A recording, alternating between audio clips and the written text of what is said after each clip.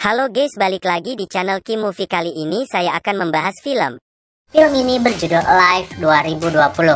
Film ini menceritakan seorang pemuda gamer yang terjebak di dalam apartemennya selama berminggu-minggu akibat wabah zombie yang tiba-tiba terjadi secara sangat mendadak. Dan film ini dijamin bikin deg-deg dari awal sampai akhir. Maka dari itu, coba kalian tonton sampai selesai biar berasa banget kengeriannya. Baiklah, daripada kelamaan, mari kita langsung saja ke pembahasan kita. Dan jika kalian suka dengan video ini, silahkan subscribe aja. Film ini diawali dengan diperlihatkannya seorang lelaki gamer parah bernama Jun. Terlihat ia masih saja tertidur setelah melakukan live streaming games malaman suntuk. Lihat tuh, komputer dan peralatan gamingnya bikin ngiler kaum lelaki. Kemudian ia pun terbangun dan cuci muka. Terlihat apartemennya sudah sepi, ibu ayah bersama kakaknya sudah pergi duluan. Si Jun mempunyai kebiasaan kalau diajak kemana-mana selalu gak mau, karena ia lebih memilih untuk ngegame aja di dalam kamarnya. Kemudian ia menemukan catatan dari sang ibu yang menyuruh Jun untuk berbelanja makanan ke pasar. Namun biasa si Jun selalu malas dan menunda-nundanya. Hingga ketika ia kembali akan online, teman gamenya berbicara ada sebuah berita aneh di TV, sepertinya emergensi sekali. Lantas Jun pun mengecek berita di TV dan ternyata ada broadcast darurat dan peringatan genting kepada seluruh masyarakat. Dan ketika Jun mengecek keluar jendela, benar saja chaos sudah terjadi. Seluruh warga berhamburan dan berlarian, seperti menghindari sesuatu. Dan terlihat seperti ada orang aneh yang memakan manusia. Jun pun masih bingung dengan keadaan ini.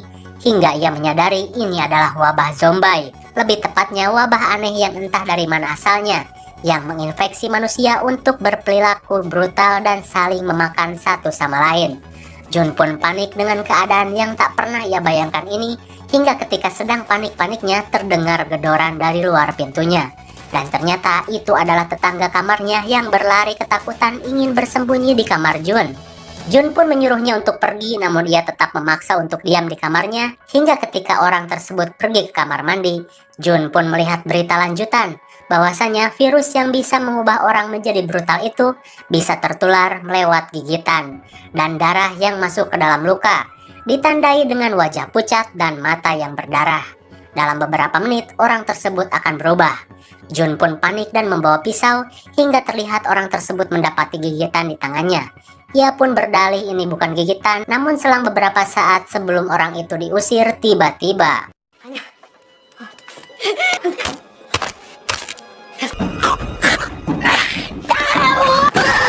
untung saja Jun gak kegigit, dan orang itu berhasil dibawa keluar dan Jun pun harus terjebak di apartemennya sendiri karena di luar sudah banyak sekali makhluk mengerikan yang kapanpun bisa menggigitnya.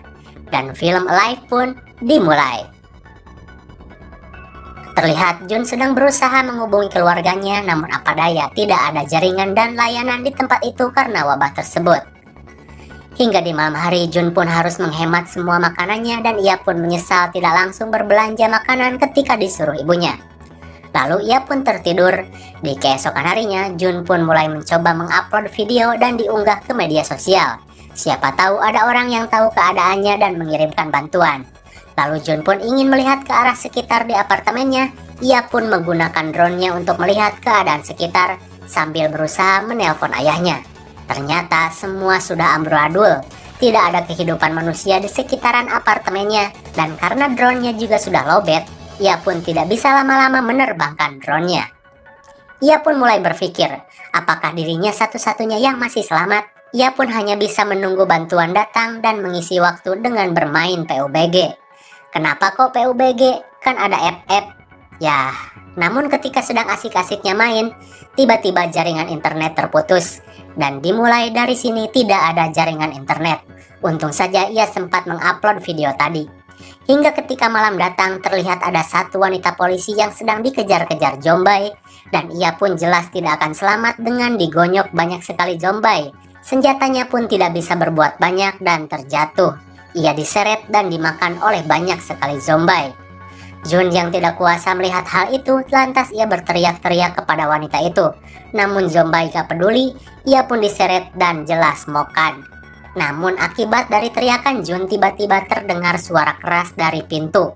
Dan ternyata itu adalah Zombai gendut yang sudah masuk ke dalam kamarnya. Jun menahannya sekuat tenaga, namun tenaga Zombai gendut sudah tidak bisa diragukan lagi. Jun pun berlari ke balkon, dan Zombai itu terjatuh. Untung saja Jun masih bisa selamat. Dan ketika ia sedang menggelantung, Jun pun melihat si ibu polisi ia kini sudah menjadi Zombai. Ia pun membenarkan pintu yang hampir saja dijebol. Dan karena ulah Zombai gendut, makanan yang ia simpan dan diawet-awet pun malah jadi berantakan, sudah keinjek-injek Zombai. Mubazir dah makanannya. Berhari-hari sudah Jun bertahan di dalam apartemennya hingga ia hampir stres. Ia pun meminum minuman koleksi ayahnya yang pasti bukan tuak dan amer ya. Dan ia pun abok.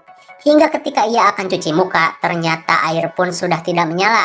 Maka jelas hidupnya akan menjadi semakin berat.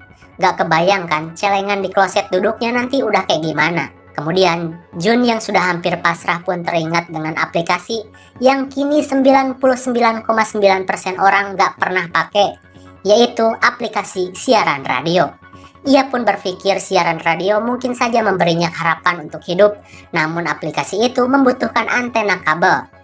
Atau bisa juga pakai headset kabel, namun karena si Jun itu udah canggih, semua headsetnya nggak ada yang pakai kabel. Semuanya pakai wireless.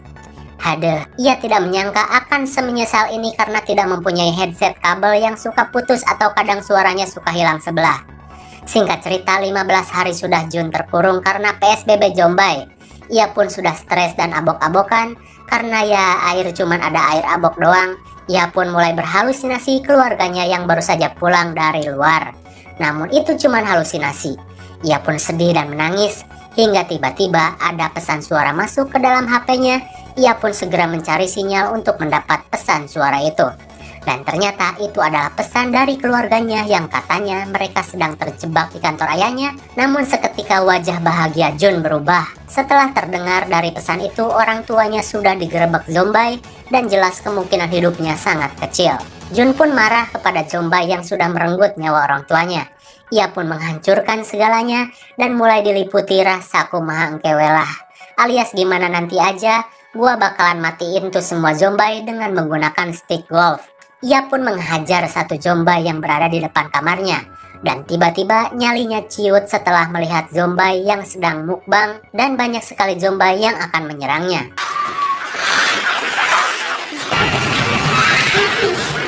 Beruntung ia masih bisa bersembunyi dan kembali masuk ke dalam kamarnya. Di hari ke-20, Jun merasakan getaran hebat. Dan ternyata itu adalah kota yang sedang dibombardir oleh pasukan militer. Hingga kini jaringan listrik yang harus terputus.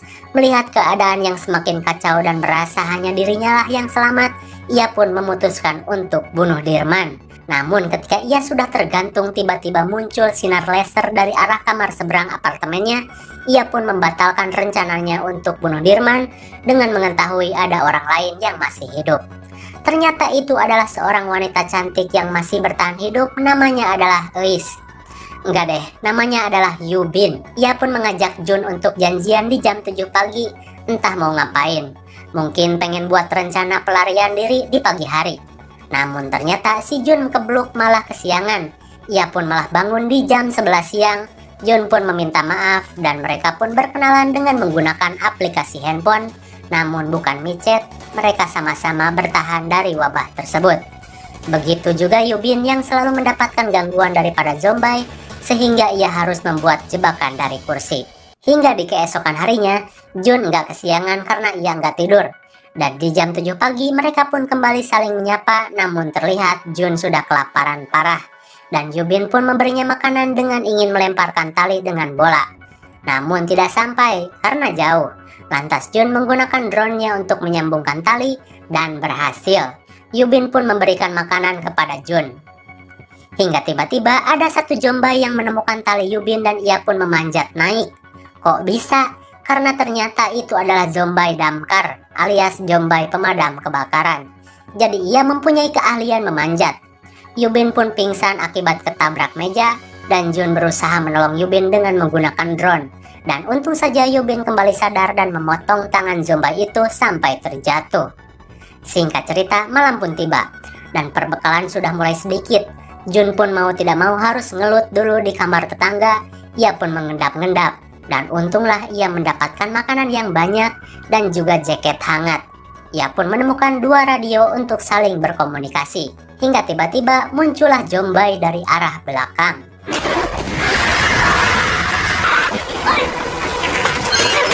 Jun pun selamat dan kemudian bisa makan dengan nikmat. Tak lupa ia memberikan sebagian makanan itu dan juga radio kepada Yubin. Dan mereka pun bisa saling berkomunikasi. Hari-hari mereka lalui dengan saling menguatkan satu sama lain. Oh ya, sekedar informasi aja. Si cewek Yubin itu adalah seorang mantan pendaki gunung. Jadi dirinya lebih cekatan daripada si Jun yang cuma diam di rumah saja. Namun Jun mempunyai otak yang cerdas meski agak telmi sedikit karena pengaruh sebotol minuman. Hingga ketika mereka sedang asik mengobrol, tiba-tiba terdengar gemuruh. Mereka kira itu adalah hujan. Maka lekaslah mereka menampung air hujan, namun ternyata itu bukanlah hujan, melainkan segerombolan zombie yang berlari naik ke atas gedung. Mereka pun kaget dan bersembunyi, hingga Yubin menyenggol sesuatu yang mengalihkan perhatian para zombie itu dan mendekati kamar Yubin. Yubin pun merasa dirinya akan mati hari ini. Untung saja Jun dengan kepintarannya menelpon kamar sebelah, sehingga zombie pun beralih ke sumber suara telepon samping kamar Yubin. Yubin pun terselamatkan. Hingga mereka menyadari tidak aman jika mereka harus terus saja diam di kamar ini, dan mereka merencanakan pelarian dengan akan naik ke lantai 8, di mana terlihat masih bersih, tak ada zombie. Mereka pun saling menguatkan diri, dan Yubin, seorang ahli outdoor, pun mulai melompat dari apartemennya.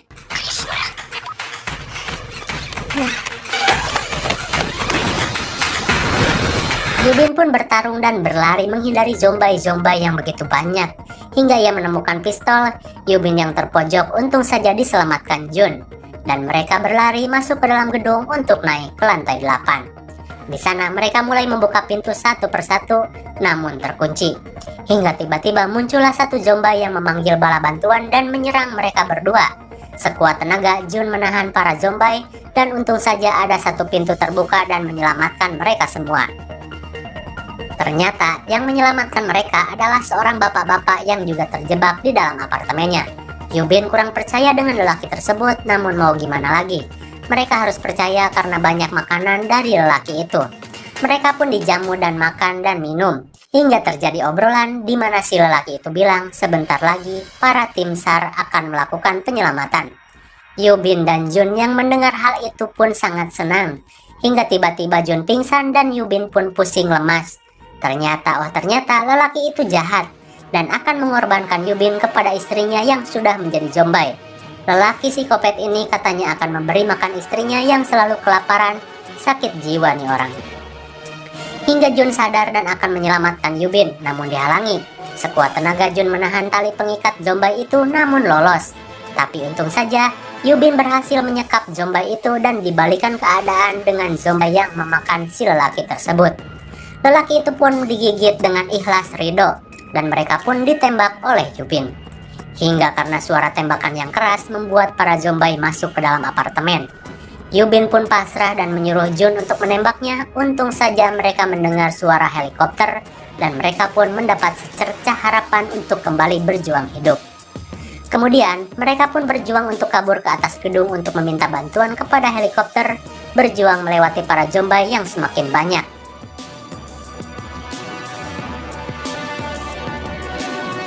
Hingga Yubin berhasil ke atas gedung, namun ternyata heli itu tidak nampak sama sekali. Jun yang datang pun sama mencari dan berteriak meminta tolong, namun tidak ada tanda-tanda sama sekali. Dan waktu pun sudah habis. Para zombie kembali mendobrak masuk dan mengejar mereka. Jun pun menembaki zombie itu dengan peluru yang tersisa. Hingga ketika zombie sudah dekat, untunglah helikopter datang dan menembak para zombie tersebut. Mereka pun terselamatkan, syukur.